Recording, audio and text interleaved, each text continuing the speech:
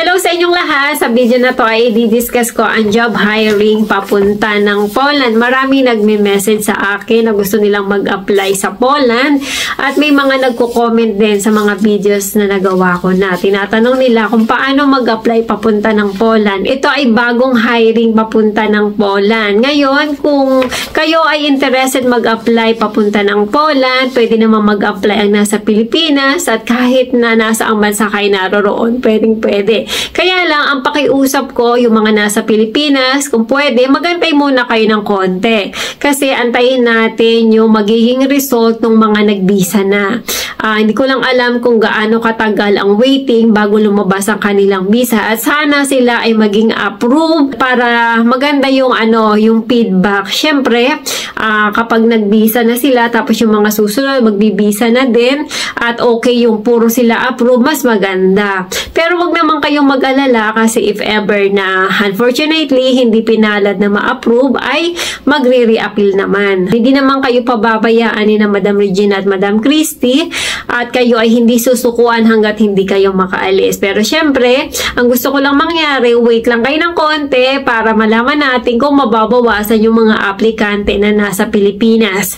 At yung mga nasa ibang bansa naman, ang pakiusap ko ay kung po pwede, alamin nyo kung okay ba ang pagkuha ng visa appearance sa bansang kinaroroonan mo ngayon. Kasi hindi naman kaila sa iba na yung mga nasa Hong Kong ay maraming nare-refuse noon. Ewan ko lang ngayon kung okay na ba talaga ang pag-process ng visa appearance dyan sa Hong Kong. Nasa Taiwan naman, may dati kasi ako nabalitaan noon na expired na yung kanyang working permit ay hindi pa rin nabubunot kasi nga by draw naman doon sa Taiwan. Ganon din naman sa Hong Kong by draw at doon sa ibang bansa din ay mostly talaga ay by draw. Ayun nga, syempre napakahirap naman yung antagal mo nag-antay, mahigit isang taong ka nag-antay tapos marirefuse ka lang o kaya naman hindi ka pa mabubunot kasi nga by draw. Kaya ang gusto kong malaman sana ay alamin nyo muna kung po pwede, kung okay ba ang pag-process ng visa appearance dyan sa bansa kinaroroonan mo. At kung okay naman ay I suggest na mag-apply kayo papunta ng Poland kasi i-discuss ko sa inyo at hindi naman ganun kaliit ang sasahurin if totoo yung nandito sa papel na pinadala sa akin. Kaya huwag kayong mag-alala if ever naman nasa Poland kayo, hindi kayo sinuwerte, pwede naman kayong lumipat ng company once na naando na kayo. Ang pinaka-importante lang talaga ay makapunta kayo ng Poland. Pero syempre, sana naman itong hiring na ito ay okay talaga ang pasahod. Medyo siguro naman ay okay kasi Amazon ito. Alam naman natin na ang Amazon ay worldwide ito. Ayan. Ngayon, yun nga ang pakiusap ko kung nasa ang bansa kayo. Ini-encourage ko kayo na mag-apply. Pero sana ay alamin nyo muna kasi hindi ko kasi natanong din kay na Madam. Siyempre, if ever na magsisend kayo ng resume, siguro naman ay sa alam ni na Madam Christy at Madam Regina kung okay ba yung bansang kinaroroonan mo para ikaw ay mag-apply papunta ng Poland. Pero mas maganda rin siyempre, may idea ka na din para hindi ka naman ngangapa-ngapa ka dyan na ganito, ganyan. Para may idea na. Yun naman ang aking advice lamang sa inyo. Okay, di-discuss ko na yung regarding sa job hiring papunta ng Poland. Ang available na work doon ay sa Amazon warehouse. Ito yung ID Logistic.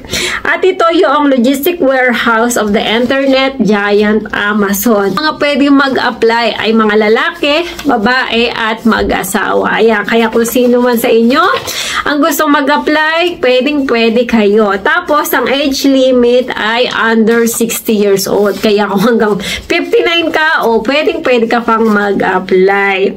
Then, meron lang ditong sinasabi na hindi ko masyadong naintindihan. Sabi kasi dito ay will make a medical commission of 100 zloty from the salary. Ang pagkakaintindi ko dito ay pagdating nyo ng Poland, magkakaroon kayo ng medical at syempre, wala nang libre sa panahon ngayon kaya yung ginasto sa medical nyo ay i-deduct ng 100 zloty kada sahod nyo. Ayan.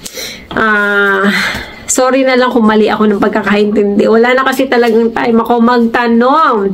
Ayan, tapos, ang transportation naman ay libre. Merong shuttle bus. O, diba, bongga.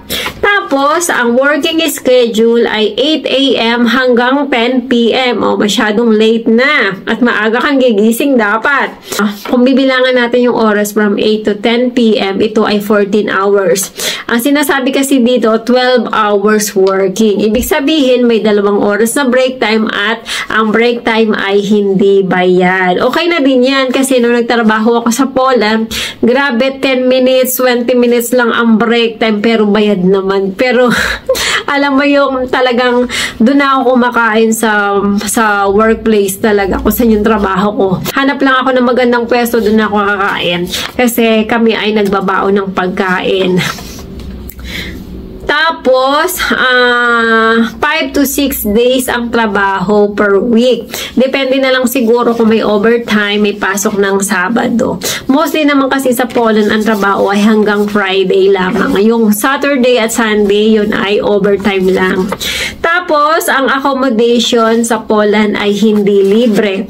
Ang bayad sa accommodation ay 350 zloty per month. Ito, ang accommodation ay sa Rokitno City. Oh, wow, bongga. Sa city.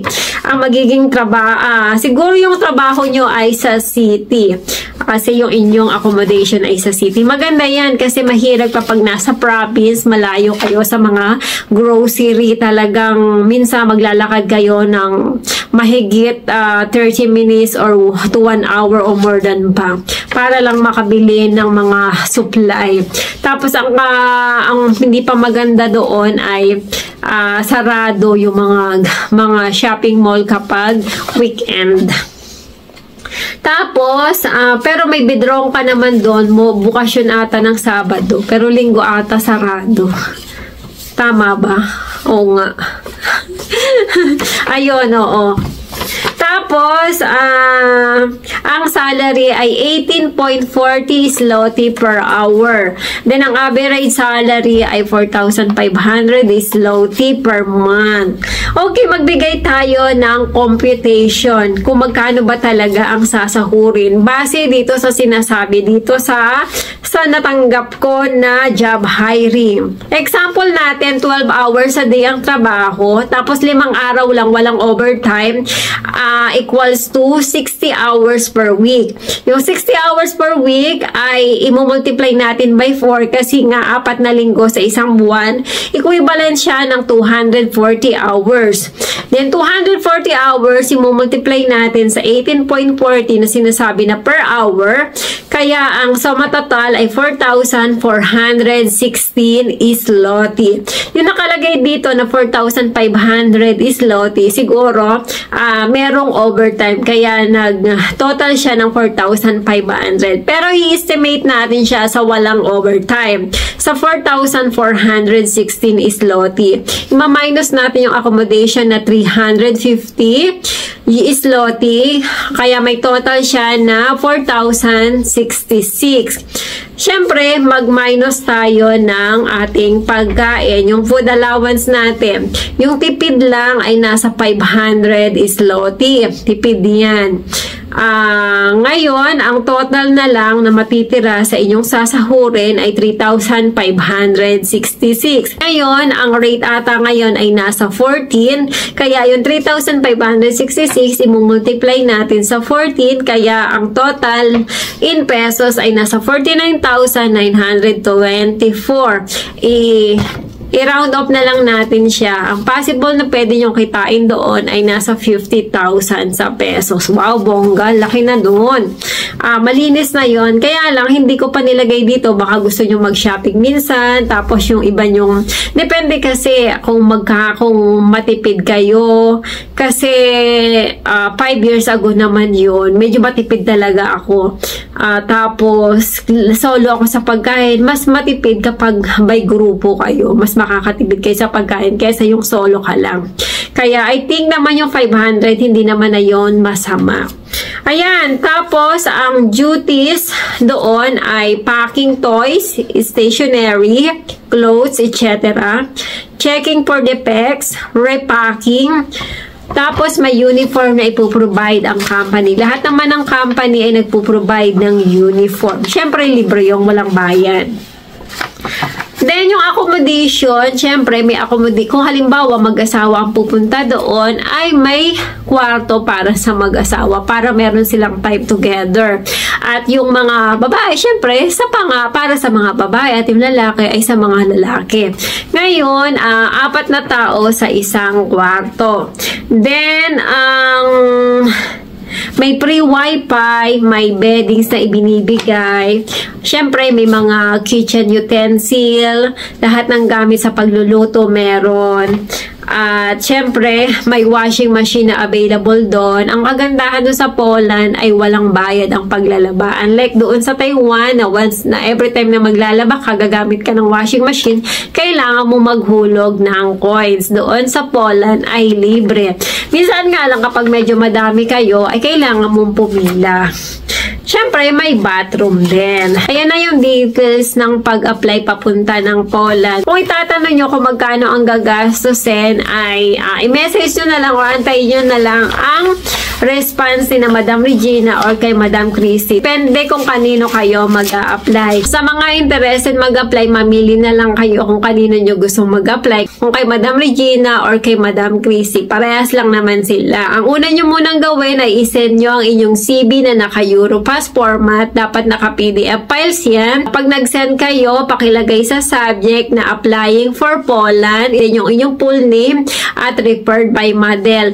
At kung kay Madam Regina kayo mag-apply, pakisend ang inyong CV sa raincasa.servicio@gmail.com. Pakipollow nyo na rin ang kanyang Facebook page na Rain Manpower Services. At kung kay Madam Christy naman kayo mag-apply, pakisend ang inyong CV sa email address na xtymarpil1203@gmail.com at makipalo na rin ang kanyang Facebook page na EU War Consultancy Spain. Sana makatulong ang video ito sa mga kababayan natin na nagtatanong at nangangarap na magtrabaho sa Poland. Good luck sa inyong lahat at kung interested ka mag-apply, pakisend mo na kaagad ang iyong CV kina Madam Regina at kay Madam Christy. Ayan, maraming salamat sa inyong panonood.